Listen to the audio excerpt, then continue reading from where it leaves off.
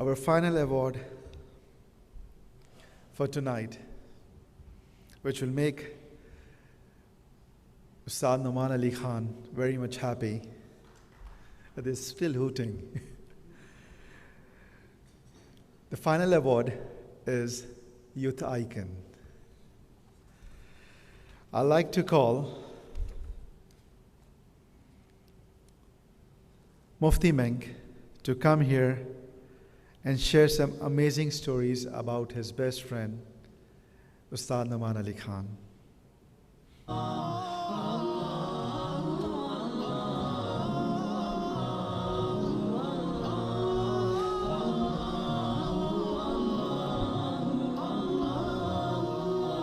Assalamu alaikum wa rahmatullahi wa barakatuh. The first thing I want to say about Brother Nouman is he doesn't like to be called a sheikh, nor does he like to be called an imam, nor does he like to be called names of scholarly meaning. And Ustad meaning perhaps a teacher, one who teaches. He is a shining example of a person who has found something and desperately wanted to give it to as many people as he can. So what exactly happened? He was, mashallah, as a young man, perhaps not so religious initially, and then he found Islam, took it a bit more seriously, should I say. And subhanallah, there came a time when he started learning the Quran. He wanted to know about the Quran. And everything he learnt and digested, he desperately wanted to convey it. And that resulted in the birth of Bayyina. I'm sure Bayyina has become a household name at the moment.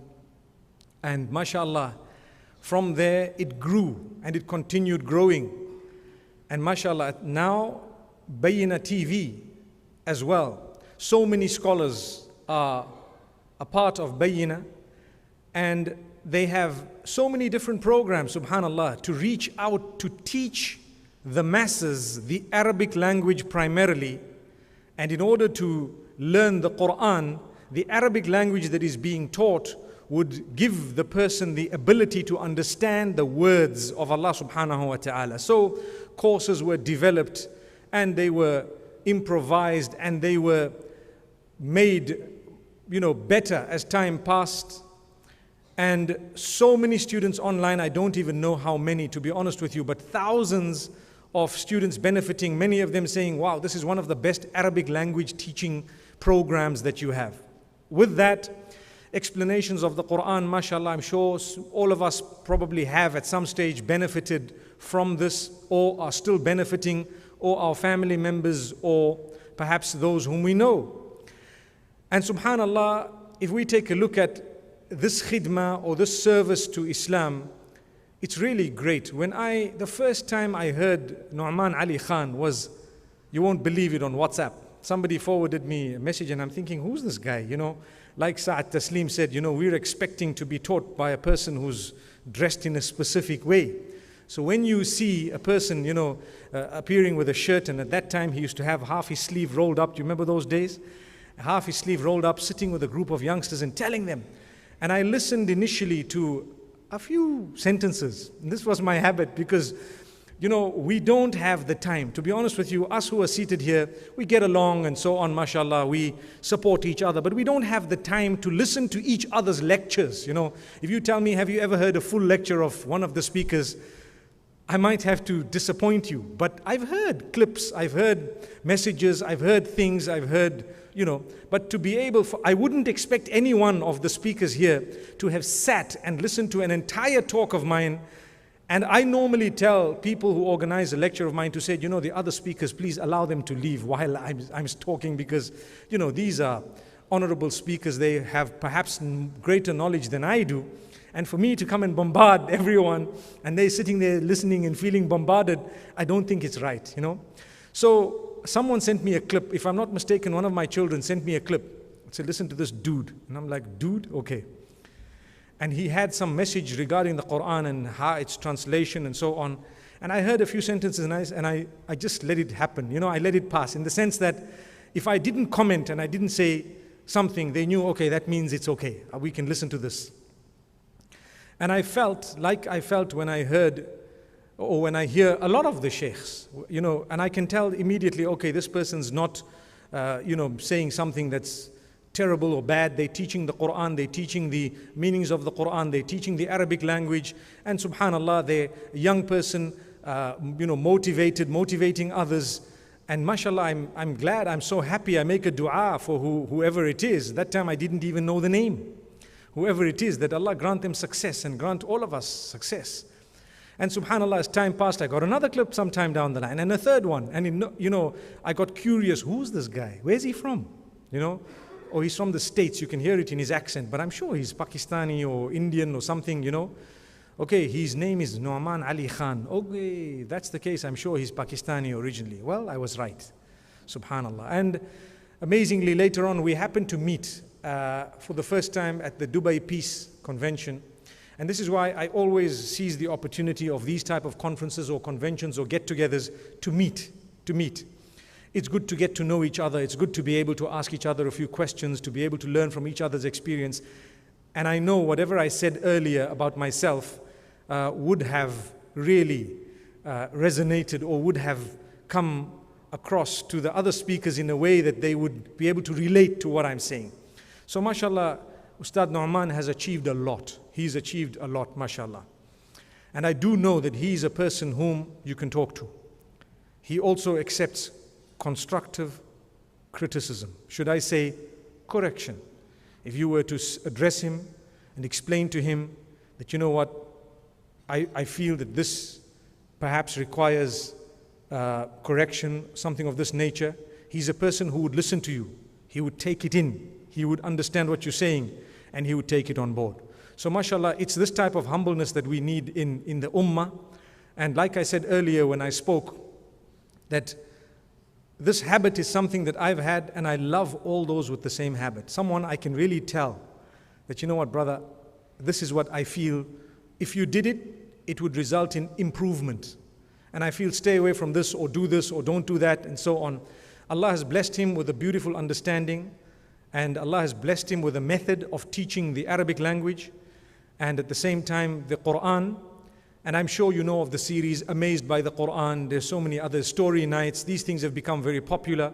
And there are a lot of lessons that are derived from these beautiful stories in order for us to be able to live our lives beautifully.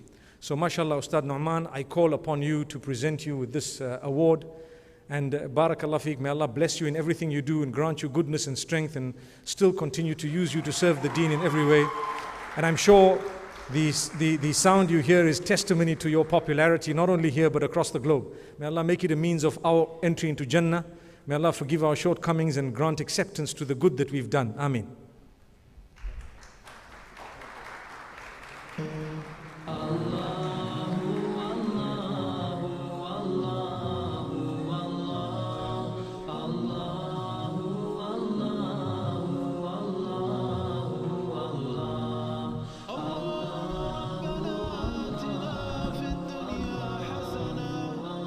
Alhamdulillah, wassalatu wassalamu ala rasulillah wa ala alihi wa sahbihi ajma'in. Thumma amma ba'd. I will try to keep my comments as brief as I can. I know we've been here for about 18 hours, and inshallah the Fajr is almost upon us. So what I'd like to first of all do is thank the organizers of this very, very unique program. I think I speak for all of the speakers that are here. We weren't sure what we were getting into. And we still kind of signed on. And I personally only came here because Mufti Menk vouched for this thing. Otherwise, I would not have come here. So you guys owe him extra thanks for that one. And I think probably he duped a lot of the rest of us into this too. I think Saad asked me, are you really going? I said, Mufti Menk's okay with it, so I'm going. So he said, okay, fine, I'm coming too. So it's kind of this internal credibility mechanism we have going on. But anyway, what I wanted to take my time, a brief time, inshallah, talking to you about is just a little bit about the start of my journey and what my mission in life is, and the vehicle through which I try to accomplish this mission, the Bayyina Institute. First and foremost, I'll tell you, when I learned a little bit of the Arabic language, my first Arabic class, when I learned some things about how words in Arabic operate and how grammar works and things like that, I remember there was a break in the class and we went for the Maghrib prayer, and I stood in Maghrib, And when the Imam got to Maliki Yawmiddin, I said, that's a mudaf and a mudaf ilayh and a mudaf and a mudaf. And I was standing in salah, going through the grammar of the ayah, and then my eyes bulged out, like I know what's happening inside this ayah. I've never experienced this before. The Quran is now starting to make sense to me. And then I went into ruku', and I remember that my tears were dripping all over the musalla because I was overwhelmed with the fact that I had a direct connection, be it a very little one, with the Quran. I experienced something that I had never, ever, ever imagined I would experience. And when I experienced it, I knew that there's no joy greater than coming directly in contact with the word of Allah. And when I felt that, I had something in my heart. The first thing I had in my heart is a deep sadness. Why was I not connected directly with the word of Allah this entire life of mine?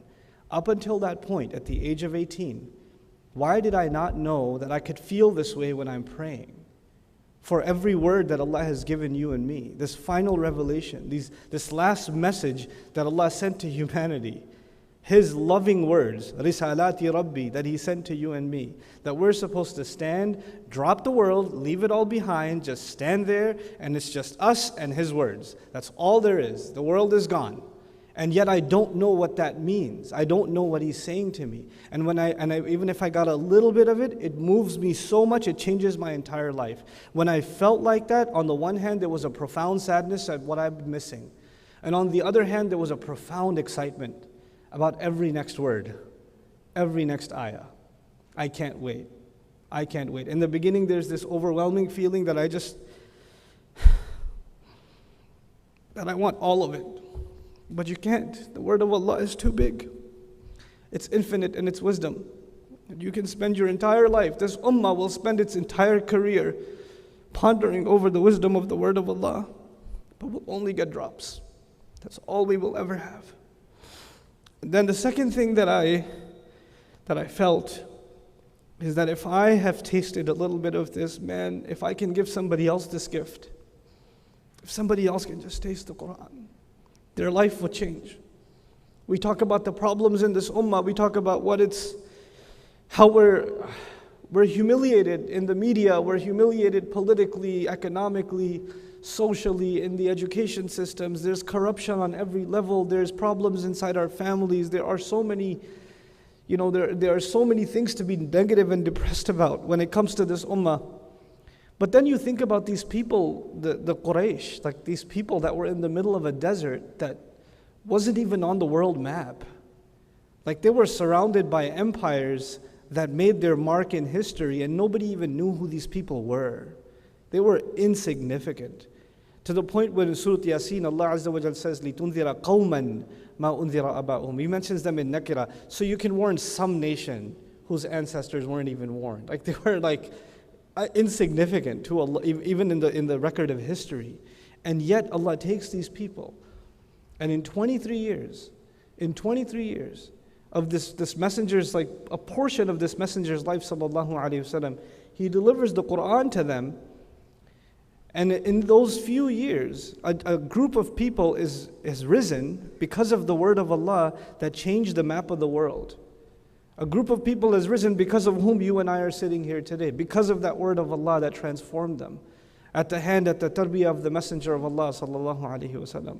This word is very powerful. It can transform things. So when we're depressed, sitting around saying the ummah doesn't have any resources, we don't have any protection, things are getting worse and worse and worse and worse, maybe we haven't held on to the one thing that changes the world.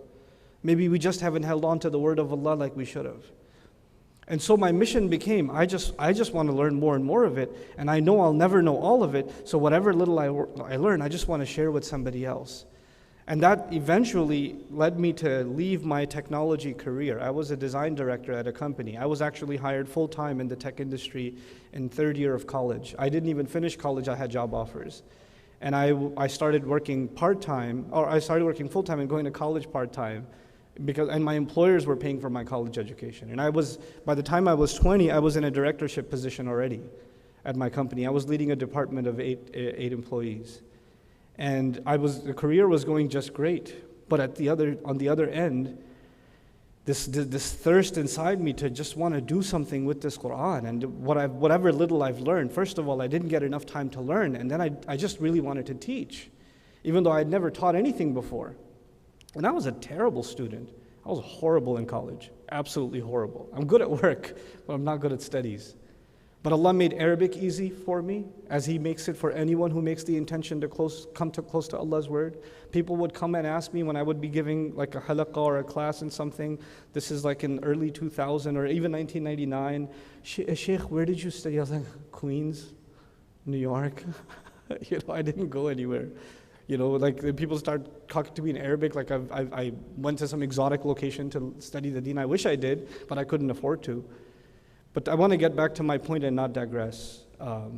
My mission has become two things. My mission is, number one, the primary mission is to actually reintroduce the Quran to the entire world. That includes the Muslims and the non-Muslims. And part of reintroducing the Quran to the entire world is under an assumption. We as a people on this earth have underestimated the power of this book. We have underestimated what it has to offer us in our daily lives, the wisdom that it has to offer, the power that it possesses, the divinely impressive nature and beauty of this book. We have underestimated its beauty and its guidance, its teachings and its wisdom. We've underestimated it. We didn't give it its due. Like Allah says, مَا قَدَرُ اللَّهَ حَقَّ قَدْرِهِ. They didn't estimate or find worth in Allah as He deserved to be appreciated. That's the first thing. I want to reintroduce the entire world to the Book of Allah, myself included. Right now, I've been trying to understand the Quran for the last 15 years. And now, I can tell you, I think I'm beginning to understand some things. I can tell you that. And my teachers, like Professor Abdul Halim, for instance, at Oxford University, whose translation is published out of Oxford University Press, who's now well into his 90s, when I sit and talk to him, and he says, just 2 years ago, Nouman, I've been studying the Quran since 1947. And I think I'm beginning to understand. When he says that, I know that, this is going to be a long journey for myself. My students can call me a teacher, but I know I will always be far more a student than I will ever be a teacher. That's what I'm always going to be, and I'm happy with that. I'm okay diving as far as I can into this book and being happy with the fact that all I'll get at the end are just a few drops of this endless ocean of wisdom and guidance. But that's the first mission, right? To reintroduce the world to the Quran. By the way, I'm really excited about this. My first book is actually finished in its editing, and it's written for non-Muslims. It's actually a literary appreciation of the Quran. The point of the book is I'm not trying to preach to you. I'm not trying to convert you to Islam or anything. I just want you to know why Muslims think the Quran is awesome. I just want you to see it from our point of view. And it's been written for non-Muslims, and alhamdulillah, it's already been a select group of people, non-Muslims, were actually asked to read the book from teenagers to their 30s and to go through it, even though it has concepts like, the eloquence of the Quran, things like that. And they went through it and they thoroughly enjoyed it, and it got good reviews in a test group, and now inshallah it's ready for publication. So make dua that it's a good source of da'wah, and it can make its way, I'm hoping it makes its way not just into Islamic high schools, inshallah, and it's a resource for Muslims to share, give a gift to non-Muslims, things like that. But also, I want it to be part of world literature departments around the universities of the world. When they're studying, we can present the Quran as a book of a religious message, but we can also present it as remarkable literature, which is completely non-confrontational. You're not getting into a debate. Now they're reading this book and appreciating it, just like they would Shakespeare or anything else. And now they're getting the guidance of Allah in a completely non-confrontational, non-us versus you, my religion versus your religion setting, because they're just studying literature. That's what they're doing. So there are spaces we have to enter this da'wah that it's never been done before, and that's part of this mission, and not just in publications, in some other video work, which I'll get to in a second. My first mission, once again, to reintroduce the Quran to the world. My second mission, that is part of the first mission, as a corollary, is I'd like to see the entire ummah, the entire Muslim ummah, completely revolutionized in how it learns the language of the Quran. I believe one of the greatest failures of the entire Muslim world is that we have lost access to the language of the Quran. So the Muslims, the vast majority of Muslims in Pakistan, in Bangladesh, in Malaysia, in Indonesia, the vast majority of Muslims in the Africas, actually, as a matter of fact, the vast majority of the Muslims living in the Arab world now do not have the kind of education in Arabic that they can appreciate the power of the Quran without translation or without some sheikh explaining it to them. This is the point that we have reached in terms of deterioration. I have met, when I went to another Gulf country, I went to Qatar not too long ago, and I met with students, Qatari students, and we hung out, we spent a lot of time together, and we started discussing some Quran, and these are born and raised in the Arab world, young Arab students, and they don't know even the basic i'rab of the Quran and how to derive a translation. They don't know it. Their English is phenomenal, by the way. Their English was grammatically awesome. But the language of the Quran is dying. That's, to me, it's one of the biggest tragedies of the world. How are we, this ummah, going to share the word of Allah from our hearts if when we recite it, it doesn't even hit our hearts? 5 times a day we have to pray, and I'm not holding ourselves guilty. We were not given that kind of an education, neither was I. But it is time we transform this ummah, and I believe it can be done within a decade. I believe a standard can be created within the next 10 years, across all of the languages, where there is no excuse. No man, Muslim, woman, Muslim man, woman, or child should be denied access to an education in the language of the Quran from their own language. So make dua that this mission comes true. That the curriculum that alhamdulillah, that Mufti Meg talked about, this curriculum is ridiculously cool. Within 3-4 months, there are students that knew nothing. They just knew how to read the Quran without translation. That's all they knew, how to read some Quran. That's it. And within 3-4 months, they're translating ayat of the Quran, randomly open a page of the Mus'haf, tell me what this says, translate it for me, and why is it different from that ayah, and they can do it within 3-4 months. And that curriculum, alhamdulillah, with hundreds of students already having graduated, and online now thousands of students already graduating, is something I want to translate over into Urdu, into Bahasa, into Somali, into French, into German, into Spanish. There should not be a language in the world where we do not standardize the education of the language of the Quran, and then beyond that, a translation of the Quran. So now that this is the last thing I'll talk to you about. I know it's been a long evening, but I'm really excited to share some of this stuff with you, because I think without vision, this ummah will get nowhere. We have to think about ourselves as individual efforts, but we have to think institutionally. We have to think, where is this work going to be 100 years from now? What is it going to look like? Alhamdulillah, thumma alhamdulillah, the biggest blessing of Allah to me in Bayyina Institute is that actually now, today, I don't teach any Arabic. I have trained enough people in my institution that now teach the way I teach better than I teach it. And I can tell the words that are going to come out of their mouth when they're teaching a class before they say it, because we're in sync. We're in sync. And that's the reason. Eventually what I want to see is just this huge network of teachers across the world that are teaching the language of the Quran, while at the same time they are doctors, while at the same time they're business people, while at the same time they're engineers, while at the same time they're even architects and whatever else they are. They didn't do this full time or leave everything behind. Just the learning and the teaching of the Quran just became a part of the Muslim life. It just became a part of Muslim life. So there should be executive corporations that the Muslims are running, and Muslim businesses are running, and part of their culture, their corporate culture, even is the learning of the language of the Quran on the side. Corporations nowadays have retreats for people to get in better shape. Get some exercise on the side. They have initiatives for their employees to go work out. Well, let's work out our souls then. Let's work out our hearts. We can do this. We can really do this, and we can transform the culture of the entire world by reintroducing the Book of Allah. Here's the last bit that I keep delaying. Within Bayyina, there's a particular philosophy on how the message of the Quran is supposed to be spread. And I'd like to kind of give you this picture, because we're very excited about this picture. At the bottom of this picture is education, the education of the Quran. But I put it at the bottom, not at the top. The reason I put it at the bottom is a tafsir lecture or a translation of the Quran or even an engaging explanation of the Quran. At the end of the day, it's a lecture. And there are certain kinds of people that are interested in listening to a lecture. There are people, you guys were exposed to a lot of our work, which brought you here, right?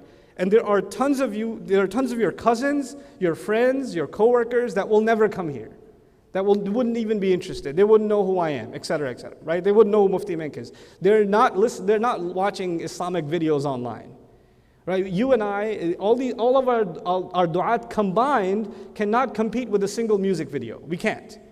They're way ahead. They are way, way, way, way ahead. So education is at the bottom, which we'll come to last. What is at the very top? At the very top is creating interest.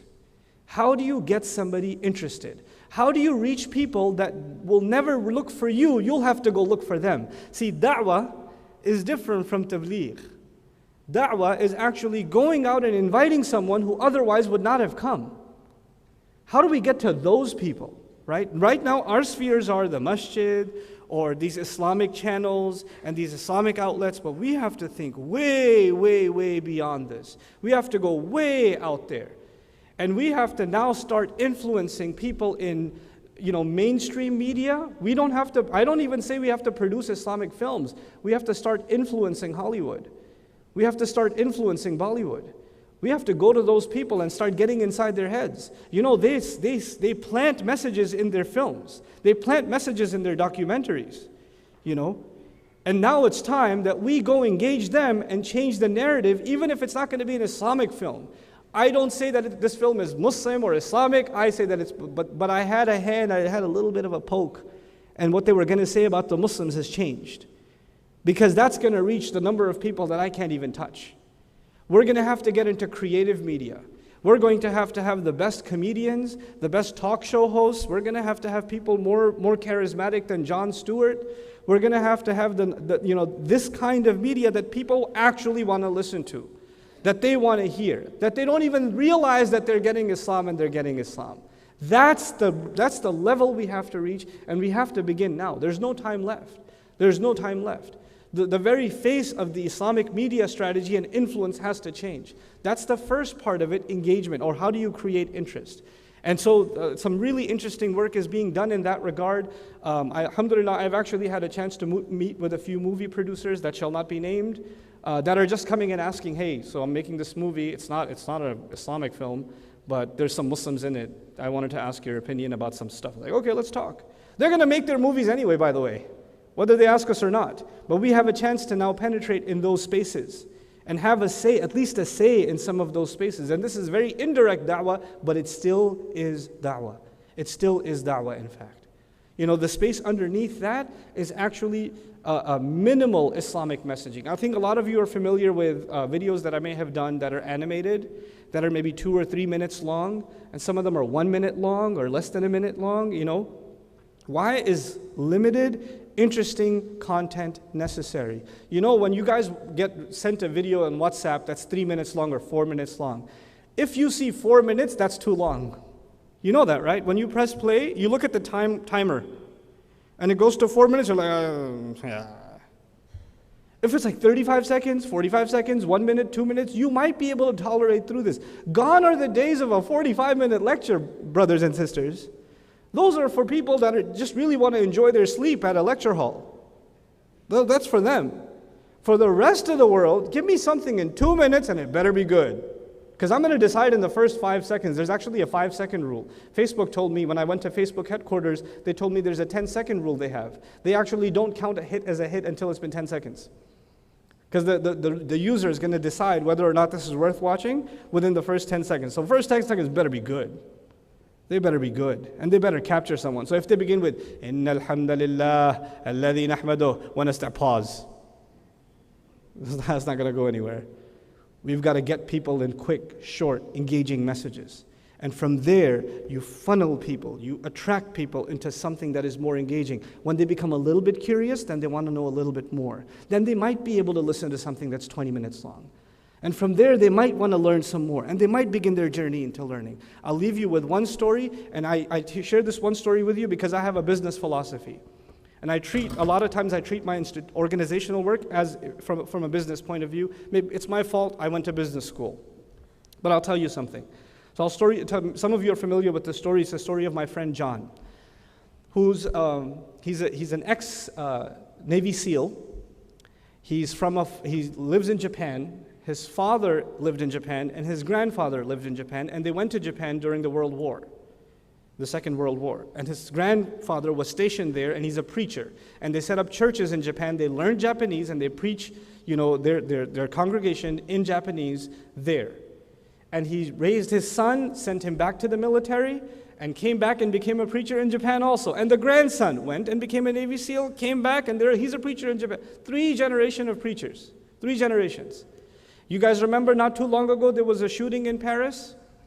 The tragedy in Paris? And so this guy, John, who's a preacher and ex-military, and he's served and he's done times, he's fought in Iraq, he's been to Afghanistan, he's done several military missions.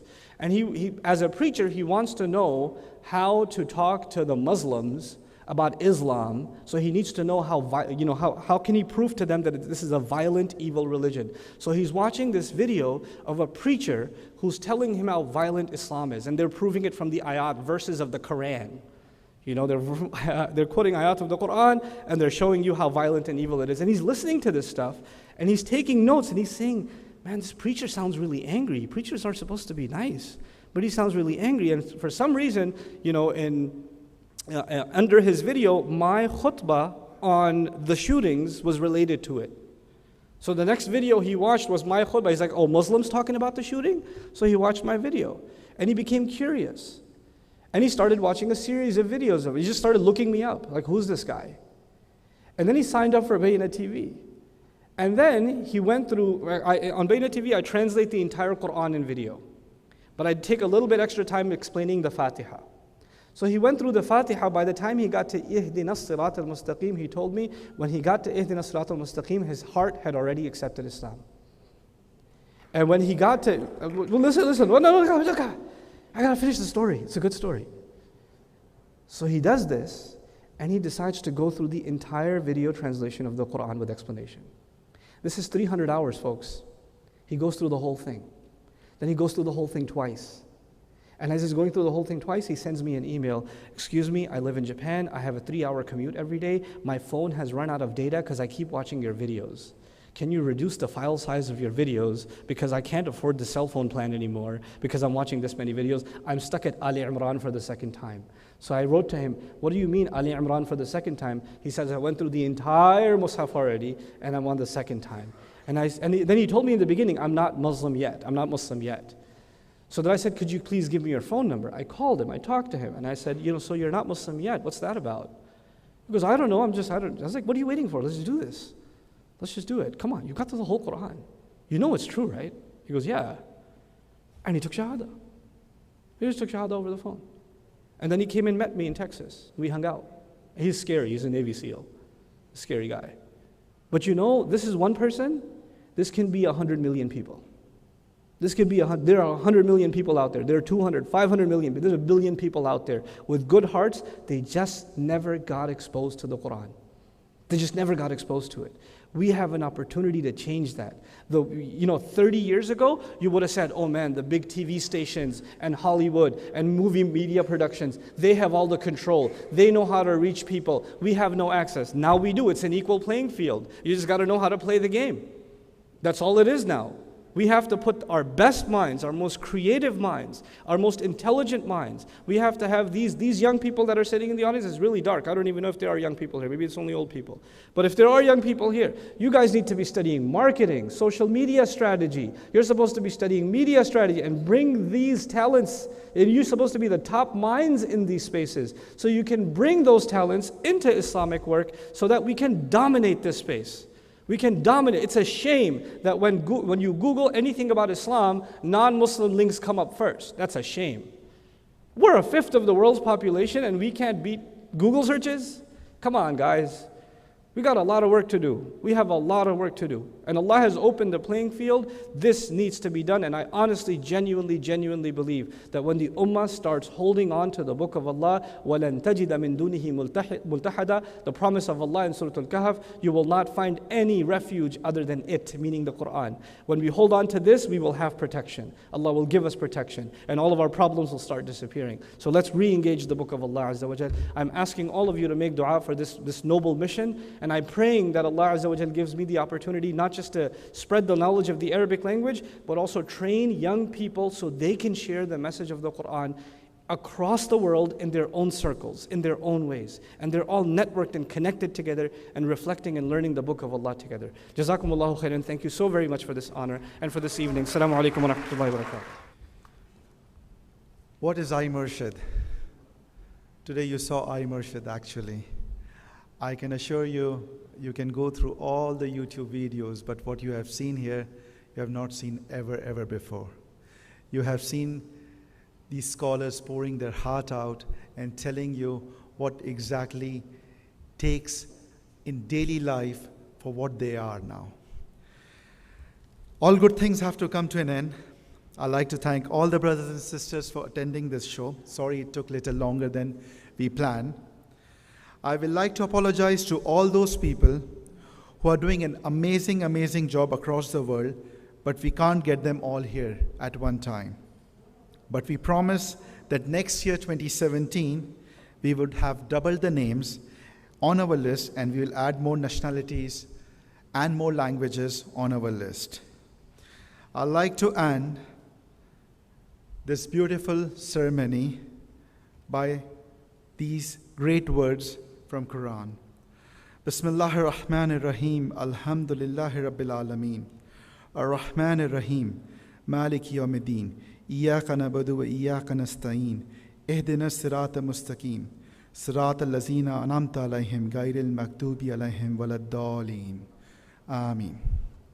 Thank you everyone for coming in, and please give a big round of applause for all these scholars. Thank you. I know all of you are hungry, so the dinner is served. Please help yourself. Thank you. Yes, I would just like to say that this is the first time I came to an event like this.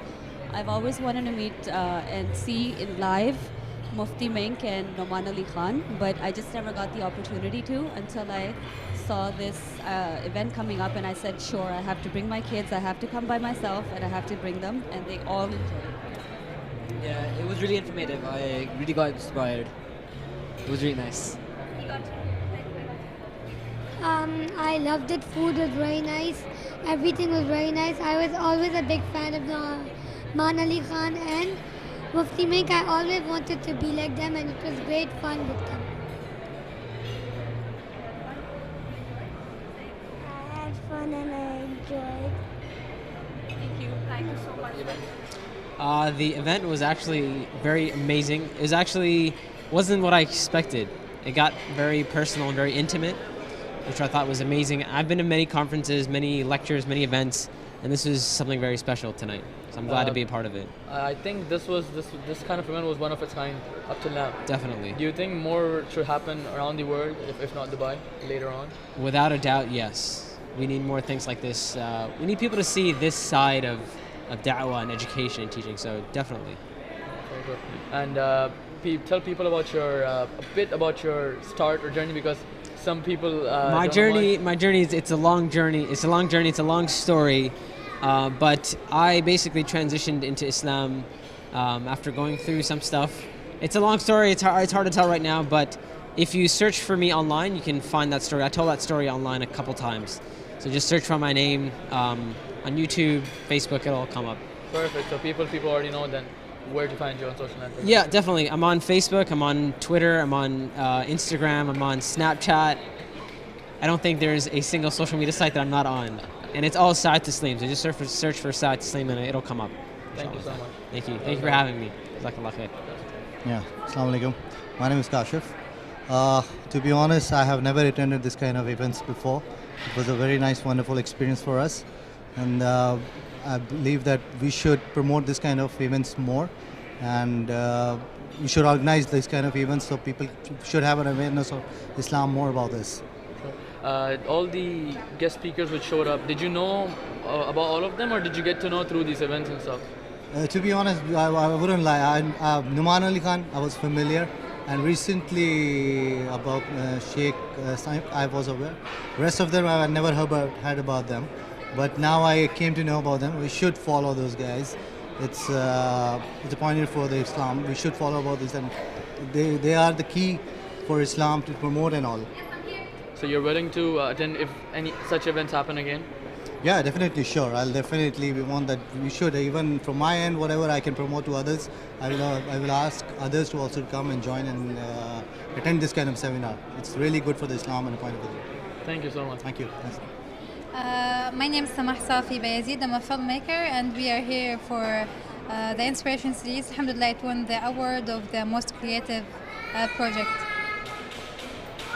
How do you like the event? How was your experience throughout the event? As in, what are your thoughts about the event? Yeah, the event was really amazing. It was very organized. The guests are so inspiring. People are like very interested in what the speakers are saying. So I really had so much fun here. Did you know about all the guest speakers before the event, or you got to go more familiar with other people too, or were you aware of all these people before? I knew about all the speakers before, since I was invited, so they sent me who's coming to the event. What do you have to say about iMurshid? The host of the event was the owner of iMurshid, about the Muslim router.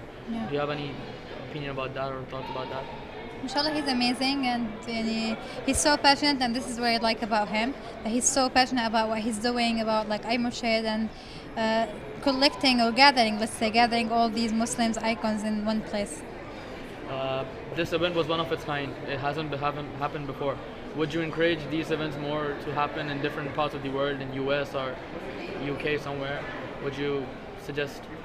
Yeah, absolutely. I encourage like this event to happen more and more, and like to redo it maybe in 2015 and more. And good luck for you.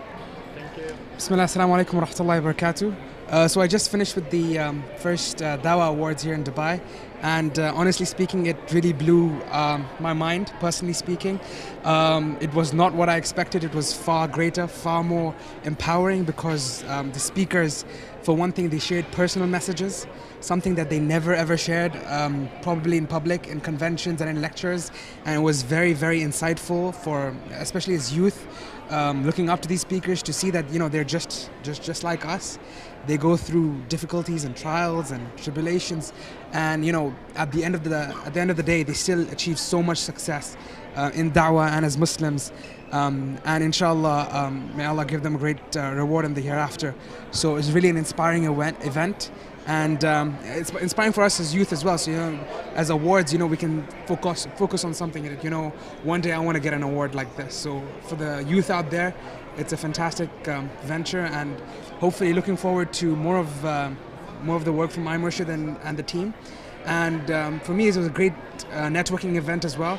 The who's who of all of Islamic Dawah in Dubai and from around the world. So it was a perfect event from my eyes. Jazakallah khair. Thank you so much for having it.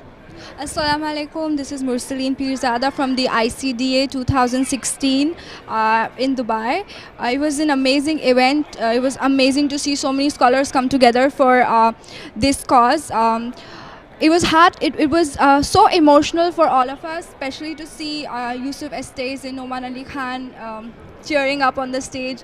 I don't think there's anywhere we could have seen that. So definitely it was very emotional, and it's good for promoting positivity in the Islamic world, and that's the need of the hour. So thank you.